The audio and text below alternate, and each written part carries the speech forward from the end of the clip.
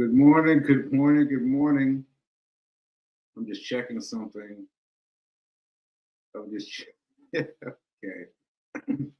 So good news. I'll report that in a second. I'll report the good news in a second.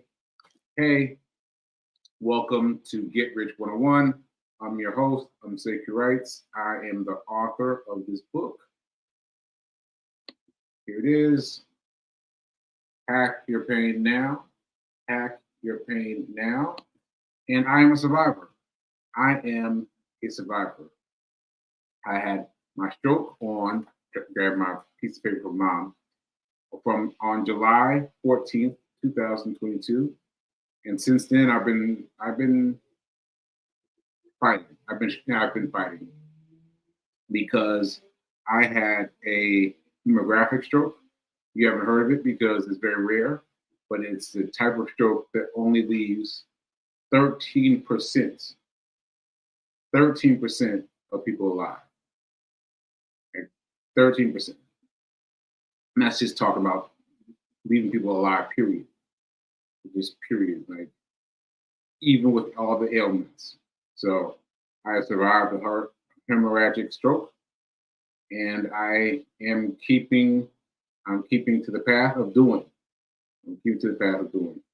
And so I say on that note, but I just want to say that my mom and I went out to eat with a cousin yesterday, and my mom and my cousin, were talking to me about how well I'm doing. And it's so funny because it feels so opposite for me. It feels opposite for me in that it feels like I am chasing the accoutrements. I think so. I'm chasing the ball of things further south.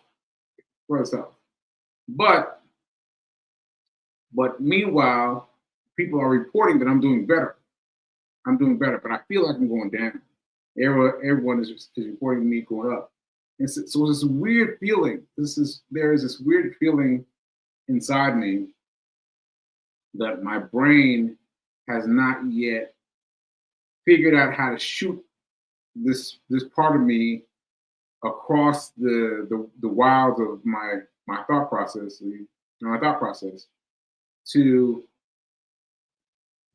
that can grab onto that piece of mind that can say, yes, I'm doing this. So it's very hard for me to explain to you, but this is my best effort. That I am doing things.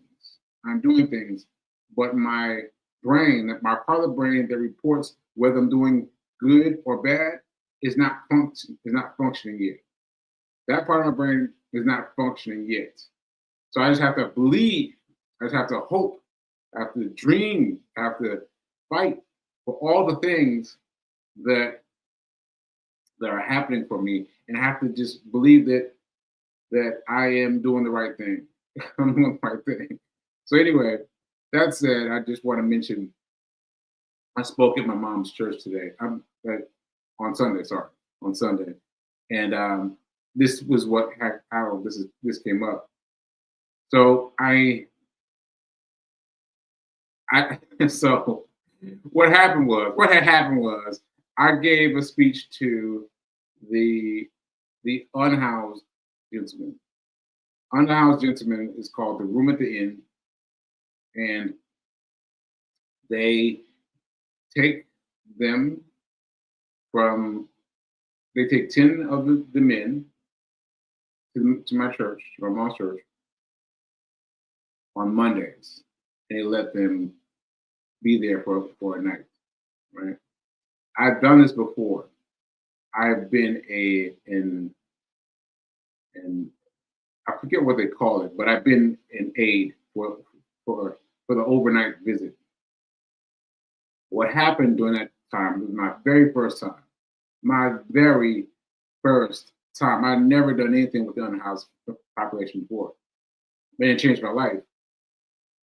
But there was this one man there this one man who had survived a tornado. Now I had survived a tornado, but there was, I just saw it kind of antithetically. I think that's the word. I think that's the word.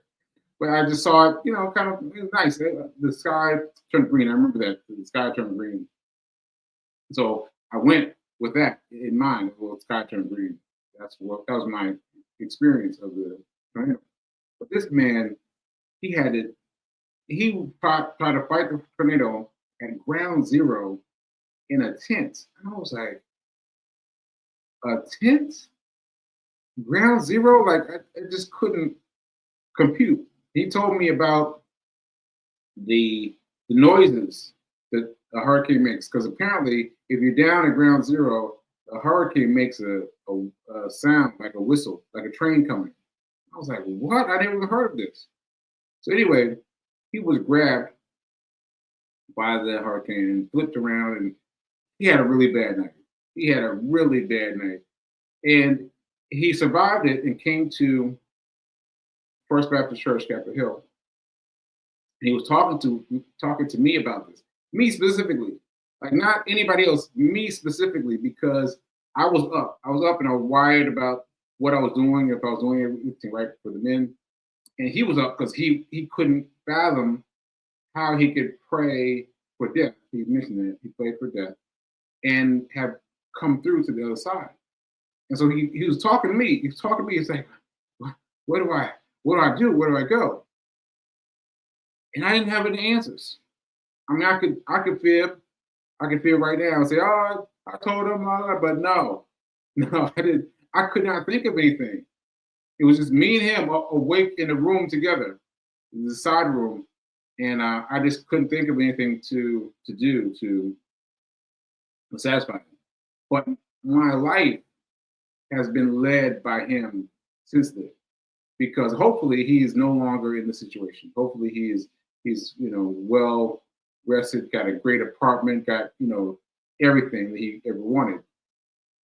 But what I want to do is give back to that community, and I want to give that back to that community by talking about money. Yeah, talking about money. Right? I know that sounds weird, but yeah. So I went back this past Monday. I went back to the room at the inn at my mom's church, First Baptist Church, and I spoke to them. I spoke to that and I said, brothers, if you have any questions about money, ask me. Now, pause, time out. Now, the reason I asked them to ask me about money is because this is what happened to me as a result of my stroke. As a result of my stroke, July 14, 2022, I had to slowly become aware of the fact that I didn't have any benefits. I did not have any benefits, right? And the bills kept coming. And I mean bills and bills and bills and bills and bills. And something for a stroke, especially a hemorrhagic stroke, the bills are serious, right? So I had to rethink money. Ultimately, I thought about it. I figured I had to rethink money. And I've been rethinking money. And I was here in my mom's house, and I was talking about money, well, as much as I could talk. I was talking about money, and my mom was like, wow, this is great that you're getting this information. You need to teach it to some people. And I was like, I don't know. I don't know. But she insisted. I was like, all right. So that's why I have this show. Right. So anyway, I opened the floor to the men, and they had some great things. There was one guy. I told you all this. I told you this before, but just to re-emphasize, there's this one guy who I gave my attention to, and he really got it. And just to know that I was considered a miracle. He called me this. He said, "Hey man, you are a miracle." So that really fed me, and it helped me in thinking about the guy who I first met at the first time I went to the room then, and how I didn't have any information from him then, but I got information from him now. I got information from him now. So hopefully he's on his way. But if he's out there, just know that there's money. There's money to be had. There's money to be had. So anyway, all that said, I did that on Monday, and then I ran into some people, some church members, and they said, well, they responded to me with peace, with love, with understanding, and I didn't realize that so many people felt that way about me still, because as I mentioned, it was July 14, 2022, so it's been a little bit of time. So people were really praying over me, and so I sent an email to my mom's pastor. Said, "Hey, could you read this?" The church. He said, "Yeah, that's fine. I'll read it." And then at church, he didn't read it. He called me up. I was like, "Oh, oh man!" So I was scrambling. I was like, so my mom assures me. She assures me that I did well. I did not know what I said. I was like, this is how I felt. I felt like I was like, that's how I felt. That's how I feel when I'm speaking, except in small spurts of time. Anything longer than a few ebbs of time, I start feeling like I'm going, right? And I didn't know what to do. I just said something, and then I said Ashe. That's how I know that I'm finished. I said Ashe, and some people said some nice things. Some people came up to me after the church and said some nice things. So I knew that I connected, but I couldn't. That part of my brain just doesn't connect. I just have to have faith. And this is what she said. My mom said this. And it was good that I didn't have my phone.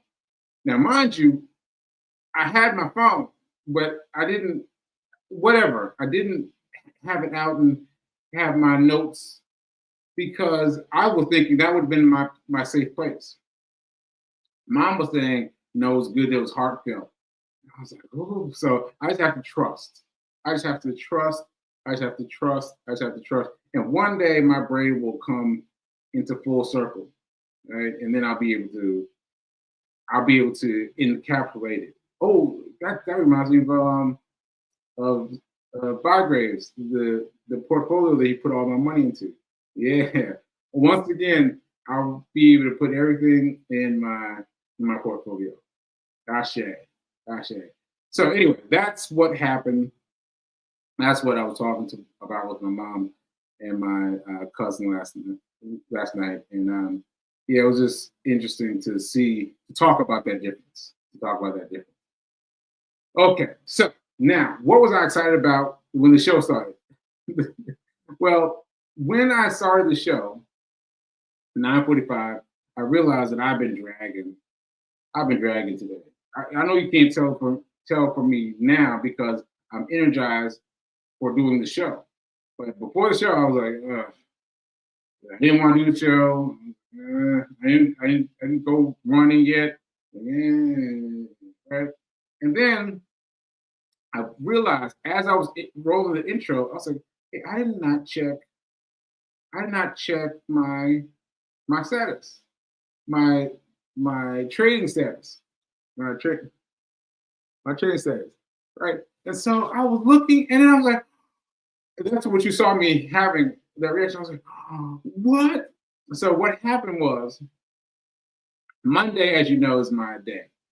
Well, I'm telling you now, but Monday's my day. So weekend hustle has been my thing. Weekend hustle, I buy some stocks at the end of the day on Friday, and then I'll sell them on Monday.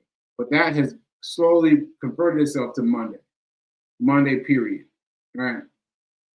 So Monday, yesterday, yeah, I didn't sell one because it went low, and I have to sell it going high.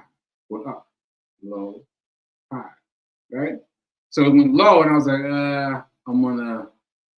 Now, what I would typically do is just sell out, and just try again with another one. But Mel, Reverend Melissa, has been experimenting with automatic payments, and I was like, I haven't been doing that. So I scheduled it that if it ever reached my where I a little bit higher than where I bought it from, where I bought it for.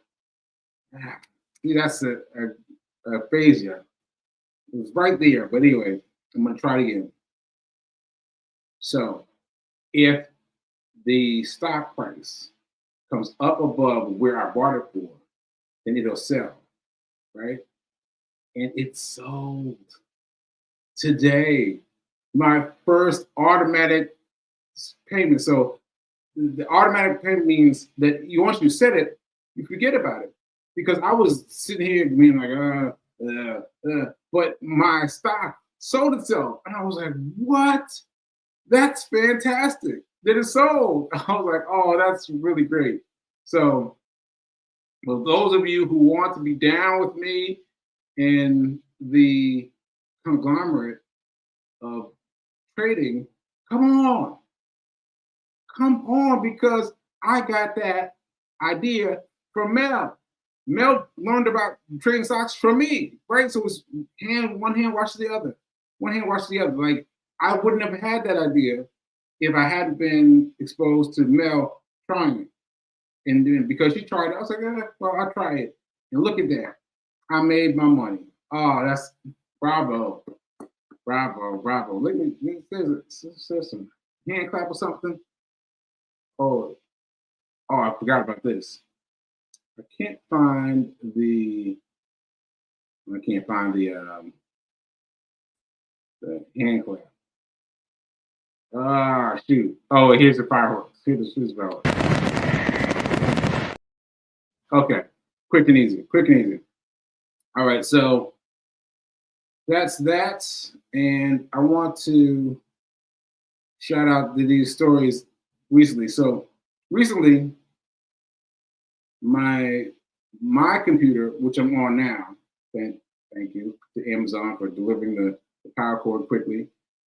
I was on my mom's computer, and on my mom's computer, I found all these lovely pictures of me. So I just want to share some of these. Look at this. Look at this. Can you see me? Can you see me? I was like, what is this? What is this? And so I looked at it for a long hard and realized that this is New Orleans. This New Orleans is Dookie Chase, and the woman who runs a restaurant called something like that. But it's a black-owned restaurant and goes down for many stories and many generations. And I was talking to her. I was really interested in her story, and I think that's a great photo of me. So let me put that up one more time. Yeah, that was cool. That was cool, right? All right. And then also, I showed you this one. I was at the Cadillac Museum. There was a Cadillac. I did zoom in. There was a Cadillac. So some Cadillac party of some kind. And I was rolling Cadillac. And then I found this. This is also on my mom's computer. Look at this. Me driving a Rolls Royce. A Rolls Royce. Yeah, I drove this Rolls Royce. I think I was in California when I was test driving the Rolls Royce. It was an amazing car. An amazing car. I took it through In-N-Out. In-N-Out is like the fast food place where everything is drive through. And I was like, what? All these people were running. I was like, what? All these people were running out to see me in this car. It was so fun. It was so fun. All right, so that's that. And then here's this. Here's me. This is my favorite childhood photo. This is my dad and mom put a lobster on my tray. And I was trying to get away from it. I was trying to back away from it. So, this was so funny. So funny. This reminds me of my dad talking about me eating his lobster. So he would take me out to lobster often, and he would order lobster, and I would order something like hamburger or French fries, something like that. And then one day I was like, let me try some lobster. And I tried some lobster, and I ate it all. I ate it all like unprepared. That was like, ate all his lobster. He had to order another lobster to keep up with mine because I ate all his lobster. I ate all of it. So yeah, anyway, that's a funny story. Funny story. Let me put it up one more time. Look at that. Look at that. Oh, that's funny. That's funny. All right, folks. Oh, I share. So I'm feeling very good right now. I got to give it up to me taking the leap through the show because I'm telling you, I was feeling good, but I've done it and I feel good. So let me check my comments, and then I want to show something. I'm going to show another Instagram video and comment about it. Okay, BK, that's a beautiful photo of me. I think that's the one you talk about. You talk about the one where I'm talking to the woman, Dookie Chase. I think so. And yeah, I was like really in the zone, and I didn't know that somebody was taking a picture.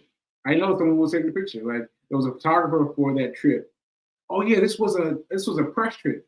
This was a press trip. I think it might have been Cadillac. Maybe it was Cadillac. But anyway, we're all there. We were there to experience life after the storm, in New Orleans, and we went to all these places. They put us on a bus and they took us to all these places and for us to experience them and their culture and what they experienced. And so yeah, that was something I don't think I remember if I hadn't caught that photo. But now that I have it, it's bring back all these memories. Yeah, so that was fun. Okay. Yeah, beautiful Range Rover. Beautiful Range Rover. Oh, Rolls Royce. Beautiful Rolls Royce. Yes, beautiful Rolls Royce. Let's see. I was just looking at this photo. Your album. You talking about my lobster photo? Lobster photos, hands down, is my number one photo. My number one photo, and because obviously I don't remember it, but linking the stories together gives me so much joy. Anyway, yes, and now I love lobster. And from that day on, like I don't even remember that story that I told you about me eating my dad's lobster, but I remember loving lobster. Like lobster is my favorite food. Lobster roll. Oh, lobster roll. Oh man. And so it all goes back to that one time. I was like, "What is this? What is this? What is this?" It was too funny. All right. So let me move on. Let's see. Wait a minute. Let me see if I can get this. If stock price goes up above where I purchased it, because automatic payments, the stock is sold itself. Sounds good. I want to learn more. I'm investing in Bitcoin, but don't understand. Oh, okay. You got me. You reminded me that I have not said much about Bitcoin. Okay. Let me say this. I am selling my Bitcoin. So Bitcoin was way up high. And what I remember from the last time that Bitcoin was way up high, this was years ago, before the pandemic, was that everyone got in on it. And when everyone got in on it, it crashed, right? And now I'm remembering what people told me. People told me is that when the world's view is focused on something, the people with smart money have already moved on. You feel me? The people with the smart money have already moved on, separate from the gaze of the public, right? So the public's looking over here, the smart money's over here. Smart money is over here, right? Just think of it that way with me. If you're looking at everything, everybody's talking about it, everybody's attention right there, the smart money is moving. Smart money is moving. I did not follow that advice the first time, but I'm following that advice this time. I'm following the advice this time. So I'm moving, I'm selling. I'm selling all my Bitcoin. And I told you I was going to keep on taking it out. And I did that, but now I'm trying to get everything out. I'm leaving like maybe $100, maybe $100 or something like that in Bitcoin, but everything else I'm taking out, so that it can be for my benefit. It can be for my benefit. All right. So yeah, that's what I have to say about Bitcoin. So don't worry about whether you can understand it or not. You got to understand that that smart money moves fast. Smart money moves fast. It moves faster than an average person. And once we're all focused on this, that smart money goes away. That smart money goes away. So I learned that lesson last time. Learn it with me this time. Move your money. Move your money. Ashe. All right, so let me show this video really quick. All right, this is very interesting. I've been checking my interesting things on Instagram. I don't know this man, but he came up with the secret rich people know, and I thought this was good. This was good. So let me get this going. Way in which you become truly rich. Rich people have a secret. Normal people, they work, they grind, they have a job, maybe a second job, driving an Uber, maybe a third job, delivering food. They sell their life and money. Wealthy people don't do that. 40 years ago, I started working in a factory, and I went up the ranks, and I ended up as managing director of a multi-billion pound company. And I was well rewarded for that. Or I thought I was. I earned $400,000 a year. But the last thing I was involved in was selling that company to another company for 18.6, wait for it, billion. Now I was an employee. I was not an owner. So the way in which rich people get really rich, they have ownership. They focus on owning things. So for the last 20 years, since I learned that lesson, I have become rich. I have become rich by owning things. If you focus on owning assets, not on selling your life for money, in a quiet way, you just start to buy houses, buy stocks and shares, start your own company. This is the way in which you become truly rich, not by doing overtime, a second or a third job. This is the way. Okay, so I just wanted to share that with you. And there's too much to say there, but when we buy stocks, they are small things, and they're kind of ephemeral. They're off in the distance somewhere, right? And they don't feel real. But this millionaire, just talked about buying stocks, and they're the smallest, easiest thing we can get. Things you can get immediately, right? And that is the first bit of ownership we need to own. It's the first bit of ownership we need to own, and we need to respect it, and then we can move on to other forms of assets that he's talking about. But the first one is stocks. You got to treat it well. You got to do it. Like, he was making $400,000 a year and wasn't doing anything because he didn't get any piece of the $18 million, right? And so he had to take a step back and say, wait a minute now, hold up now. He had to think about it. So we have to think about it too. We've got to concentrate on the stock market. It's the easiest thing to buy. It's the easiest thing to buy. You just have to treat it with respect. You have to treat it with respect. All right. Okay, folks. that's it for me today. Thank you. I give thanks for me showing up today. I give thanks for me showing up today. I did not want to show up today. I did not want to show up today. So now is better than perfect. Now is better than perfect. Ashe, ashe, ashe. And I'll see you soon. All right.